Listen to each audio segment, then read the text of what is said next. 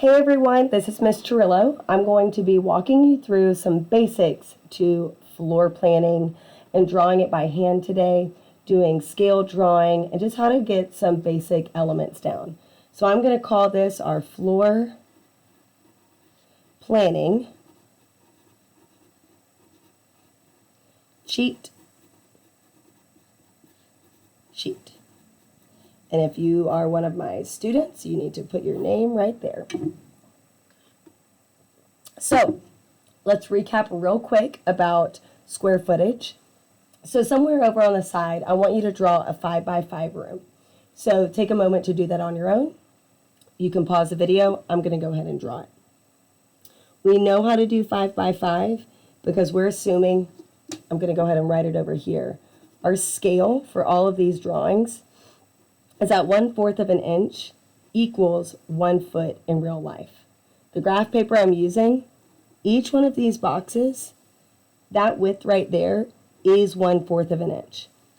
So all of these little boxes, each box like right here, that represents 1 square foot in real life. So anytime I reference square footage or dimensions, think of each one of these boxes as 1 foot. So a room that is 5 feet by 5 feet, you're going to count boxes. 1, 2, 3, 4, 5. Write the dimension next to it. We're going to go the other direction. 1, 2, 3, 4, 5. Dimension.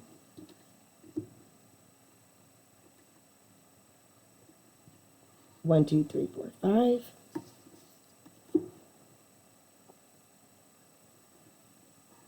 One, two, three, four, 5. All right, this is a room drawn to scale at a 1/4 inch scale that is 5 feet by 5 feet. Square footage would be 25 square feet because 5 times 5 is 25. So far, so good. So let's draw a little bit bigger of a room, and I'm going to show you how to add walls, doors, and windows. So let's draw a room that is 10 by 5. 10 feet by 5 feet. You can go ahead and know that this is going to be a 50 square foot room. So we're going to do 5 feet wide because it's length times width. So 1, 2, 3, 4, 5. We're going to go down 10.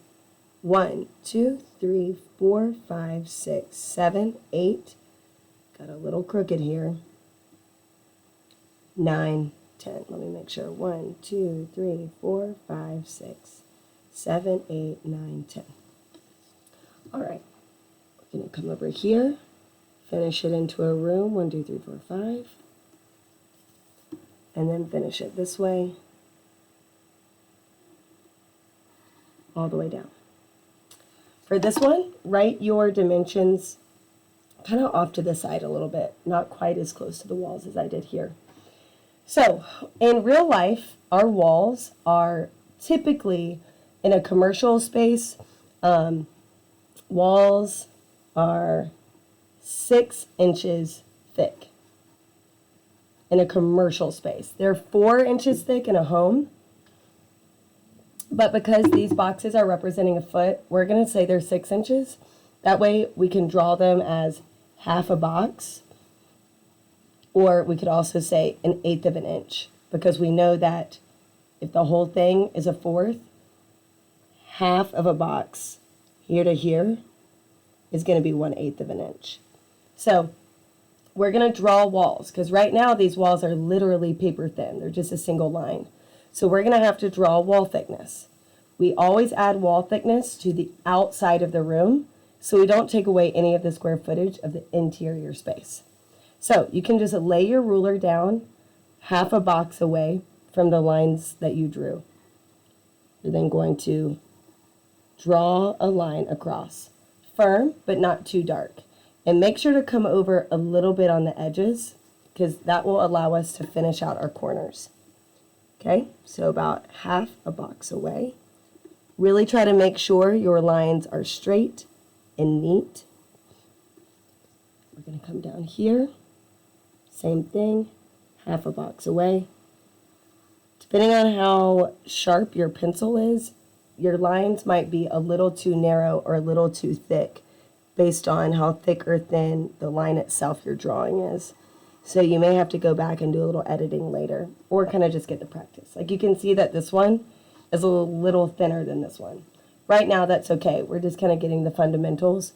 But later you can literally measure 1/8 of an inch away and line up little markings and actually get this perfectly 1/8 of an inch. But you don't have to worry about that right this second. So now we've got the outlines of our walls, but we need to lightly shade these in. And I mean lightly. Like I need to see that they're shaded, but not a lot, because you're going to do some erasing.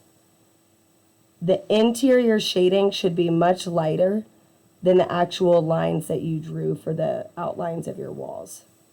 So we don't want walls that look like this. We don't want walls that look like this. We also don't want walls that look like that with no definition. No. Yes. All right. So we've got our walls. Now we got to get into the room. So I'm going to show you how to draw a door. You always want doors opening into a room.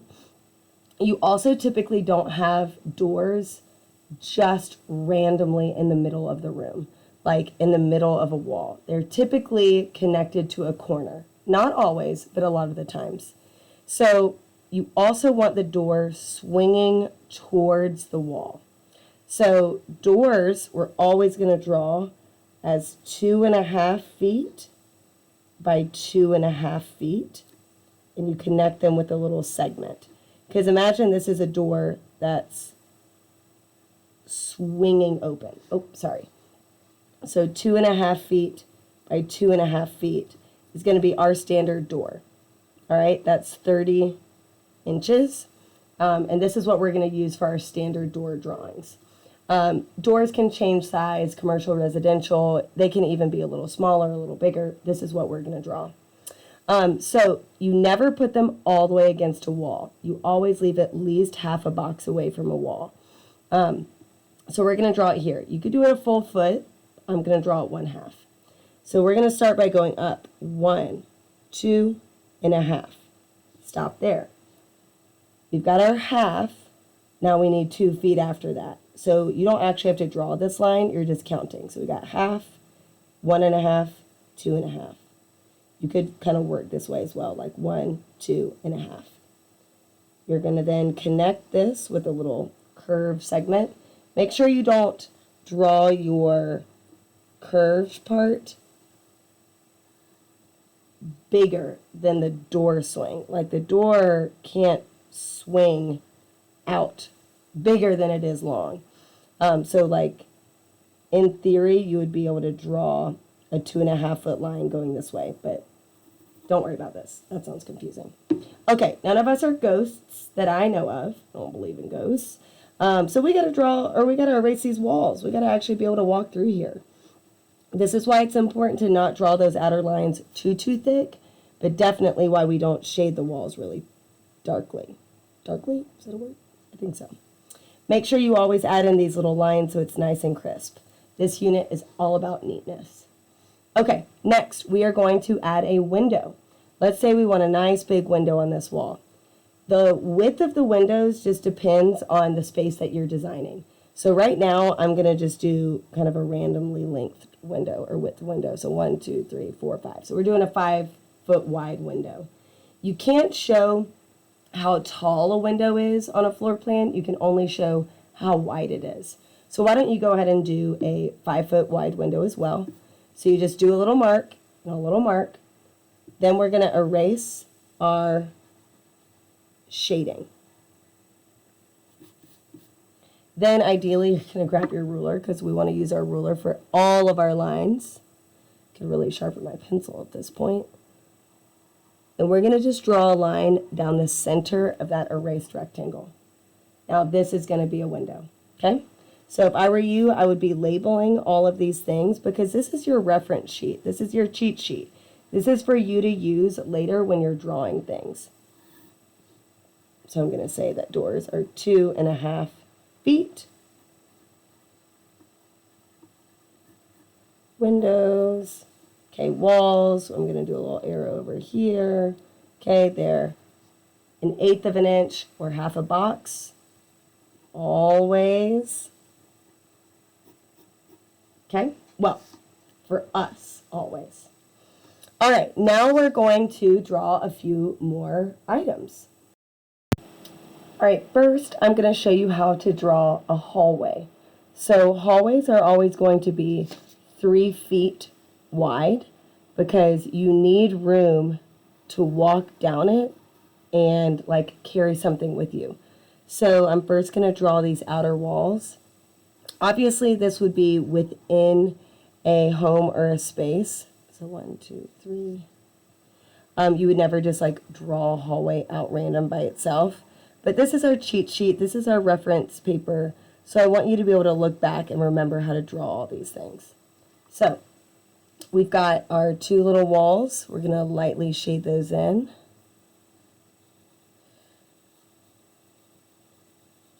And you can just write hallways or just hallway and then 3 feet wide. So imagine, you know, you're a person walking through like that. Okay, hallway. Let's talk a little bit about traffic flow. So let's write traffic flow. This is all about how a person moves within a space. So, you know, the traffic flow of a hallway is 3 feet wide because you've got 3 feet to kind of go side by side. But let's think about a couch. So I'm going to grab one of these furniture templates. I will be showing you how to use these later, but I'm going to start with this guy. So here is a couch. So I'm going to draw this guy, or a love seat, a little sofa. So I'm going to trace the outside. So this is like the back of the couch. Don't be confused with the fact that this circle's right here. We've got to include space for your butts to actually sit on the couch. So we slide that line up. We've got to include this for the cushions. Okay, so imagine that this right here is a couch. Maybe you add in little seat cushions or something. That's a little off-center, but whatever. Couch. Okay? So to have a coffee table in front of it, and you'd probably have a little bit bigger coffee table than that even showed. So I'm going to use this other rectangle. You'll learn with these templates, you can kind of make different things be different things. But with traffic flow, we need at least 2 feet here so that someone can walk through and get to somewhere else. So I'm going to grab what is called the TV or armoire, and I'm going to draw it 2 feet away from the sofa. So 2 feet away so that there's plenty of room to walk through. I'll label this coffee table. All right, so that's one thing to keep in mind. Traffic flow is going to be 2 feet. Now, you could also have, let's say you had, I'll use the same tool. We'll call this, is now going to be a desk. So we've got a desk, and let's say you've got a chair kind of pushed into it. You're going to always need to include 2 feet here as well so that the chair can pull out from the desk and somebody could like sit down in the chair or leave it, but someone else would still be able to walk behind them and not be in their way. All right, so that's also 2 feet. So 2 feet there, 2 feet here. Another place is, imagine you have, this is kind of our example. If you did our square footage worksheet, you would have seen this example there. But let's say you have a bed, let's go with a really small bed just for the sake of this exercise. So let's say you have a twin bed. Cool, great. All right, this is, let's say, where the top of the bed is, where your pillow and stuff. This is the bottom of the bed. Let's say, this will be a little bit confusing for other drawing, but whatever. Let's say the wall was over here, and you wanted a dresser. So you're going to need to make sure that your dresser is at least 2 feet away from another piece of furniture so that you can open the drawers. Now, this one, the 2 feet is minimum. You really ideally would want more like 4 feet so that someone could walk by while the drawers were open. But usually bedrooms are kind of tight, so minimum is 2 feet for these drawers to be able to open. Okay? Now, it is worth mentioning that 2 feet traffic flow is common throughout the home, except in the kitchen. Kitchen traffic flow is 3 feet. In the kitchen, you're carrying around hot pots, hot pans, and you need more room to move around. So kitchens are more like hallways in that you need 3 feet around you to move.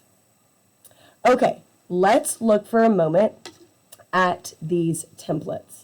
I want to make sure you understand how to use them. So for the most part, they're self-explanatory. You just have to know that anytime you see black lines, so on these chairs, for example, they have black lines written here. You have to add those in later. So if you were drawing this chair, you then have to go back and add that because this is the seat. If you only included this crescent, you're including a very strangely shaped piece of not helpful furniture. When you add the line across, someone can actually sit here. Think about always having a side table for any seating space. So if this was in a living room, this person would sit here and they would be able to reach their arm over for like a drink or beverage over here. So always think about how someone's going to interact.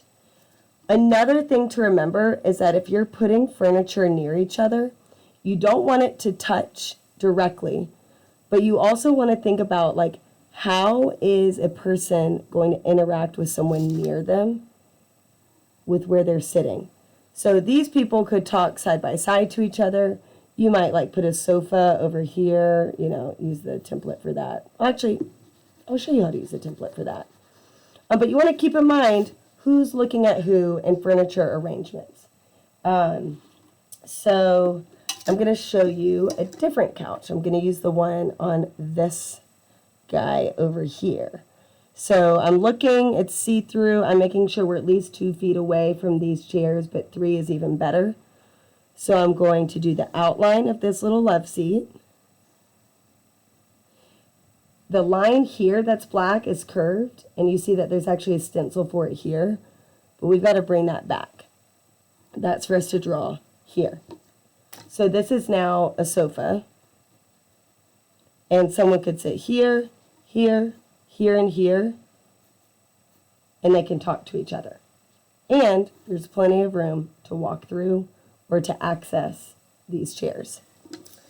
There's a lot of different furniture templates. We'll do a separate lesson for kitchens, but this is just a quick overview. All of these numbers represent inches. So 30 inches is 2.5 feet, 24 inches, 2 feet, 1.5, so on.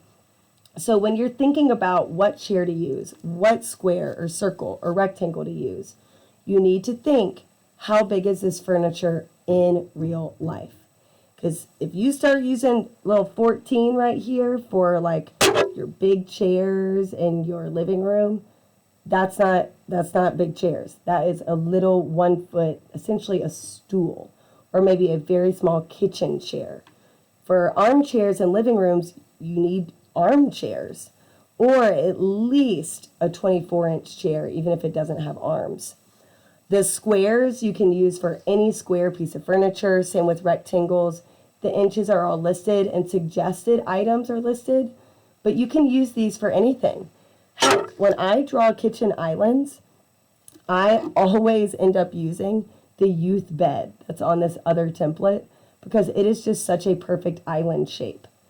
Notice the dressers. They have multiple dimensions because your dresser might be 18 inches or 42 or 72. You can stop the drawing wherever you want, but typically, 21 or 18 is going to be standard depth. So that wouldn't change, but the length might. But just always remember, anytime you see these black lines, you got to draw them in yourself, and we'll cover kitchen things later. So overall, this is your floor planning cheat sheet. This is how you draw walls, doors, windows. Think about traffic flow. This is how you draw furniture with your template. Think about hallways and how someone's going to move about a space. But for your floor plan cheat sheet assignment, this is what I'm looking for. You don't have to include the bad stuff, just the good stuff.